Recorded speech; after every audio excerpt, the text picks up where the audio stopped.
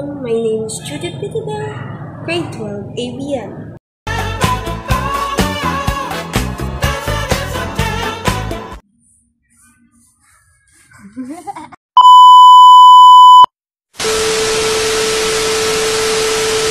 Hi guys! Narito tayo ngayon upang talakayin ang isa sa mga philosopher na nagngangalang Albert Camus. Sino nga ba si Albert Camus? Si Albert Camus ay isang kilalang Pranses Algerianong pilosopo, manunulat, dalaang manunulat, mamamahayag at aktivistang pampolitika. Si Camus ay ipinanganak sa Mondovi, French Algeria, sa mga magulang na manggagawa. Ang kanyang ama, isang mahirap na manggagawang pang-agrikultura, ay namatay sa unang digmaang pandaigdig na naiwan si Camus at ang kanyang kapatid na lalaki na pinalaki ng kanilang ina. Ang maagang taon ni Camus ay minarkahan ng kahirapan at paghihirap, ngunit nagtagumpay siya sa paaralan at nagkaroon ng pagkahilig sa panitikan at filosofiya. Siya ay naimpluwensyahan ng kanyang guro, si Louis Germain, na tumulong sa kanya na manalo ng scholarship isang prestihiyosong lyceum. Sa University of Algiers, nag-aral si Camus ng filosofiya na lubusang nalubog sa mga akda ng mga sinaunang pilosopong Griego at Friedrich Nietzsche.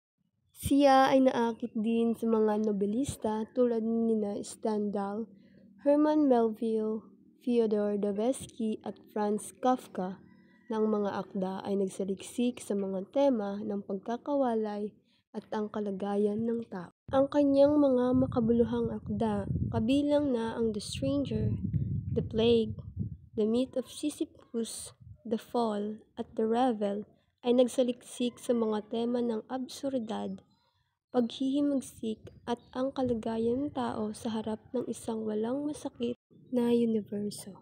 Ang sanaysay na ito ay tutukuyin ang buhay ni Camus, ang kanyang karera sa panitikan, ang kanyang mga pilosopikal na ideya, at ang kanyang pangmatagalang pamana.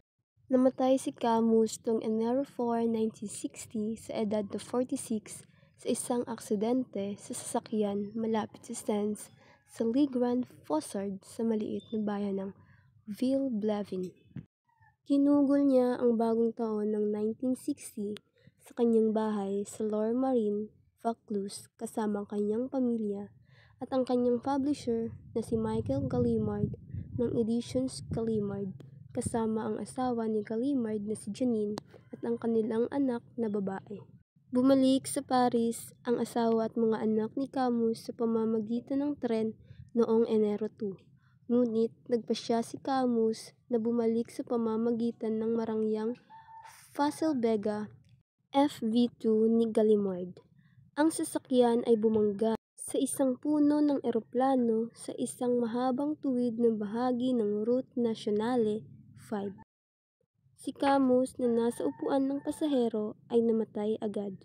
Tungkol saan ang librong The Fall? Ang The Fall 1956 ni Albert Camus ay isang komplikado at mapanimdim na nobela na tumatalakay sa mga tema ng pagkakasala, pananagutan at ang paghahanap ng kahulugan sa isang nahulog na mundo. Ang nobela ay kinuwento ni Jean-Baptiste Clemenceau, isang dating abogado na nakatira sa Amsterdam na nagtatapat ng kanyang mga kasalanan at moral na pagkukulang sa isang hindi kilalang estranghero na nakasalubong niya sa isang bar. Ang The Fall ay isang malalim na pilosopikal na nobela na nakikipagpanyagi sa mga eksistensyal na katanungan ng kalikasan ng tao, moral na pananagutan at ang paghahanap ng kahulugan sa isang mundo kung saan madalas na malabo ang pagkakaiba ng mabuti at masama. Ang pagtatapat ni Clemenceau ay naging isang paglalakbay ng pagtuklas sa sarili, habang pinagsisikapan niyang maunawaan ang kanyang sariling mga motibasyon at ang kalikasan ng kanyang mga moral na pagkukulang. Si Clemenceau, isang lalaking dating ipinagmamalaki ang kanyang pagiging matalino at kaakit-akit, ay naghahayag ng kanyang pakikilahok sa isang serye ng mga aksyon na may malabong moralidad. kabilang ang kanyang papel sa pagkamatay ng isang batang babae at ang kanyang mapanuya na paghihiwalay mula sa pagdurusa ng iba. Naniniwala siya na nakaranas siya ng isang pagbagsak mula sa biyaya, isang malalim na pag-unawa na nagtulak sa kanya upang tanungin ang kanyang sariling moralidad at ang kalikasan ng mabuti at masama. Sa pamamagitan ng pagtatapat ni Clemenza, sinusuri ng nobela ang pagkukunwari, panlilinlang sa sarili at ang malabong hangganan sa pagitan ng mabuti at masama. Tinatanong nito ang kalikasan ng moralidad at ang kahulugan ng pagtubos. Ang pagtatapos ng nobela ay hindi tiyak, na nag-iiwan sa mambabasa na mag-isip kung tunay na makakahanap ng pagtubos si Clemenza at makakabuo ng pagkakasundo sa kanyang nakaraan. Ang The Fall ay isang pilosopikal na pagsisiyasat sa kalikasan ng tao, moral na pananagutan, at ang paghahanap ng kahulugan sa isang mundo na madalas na tilang walang pakialam sa ating mga pakikibaka. Ayon kay Albert Camus, people hasten to judge in order not to be judged themselves. Ayon din kay Albert Camus, men are never convinced of your reasons, of their sincerity, of the seriousness of your sufferings, except by your death.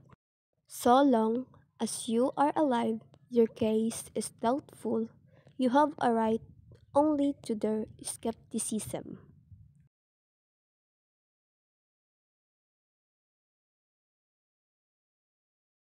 Audio Jungle.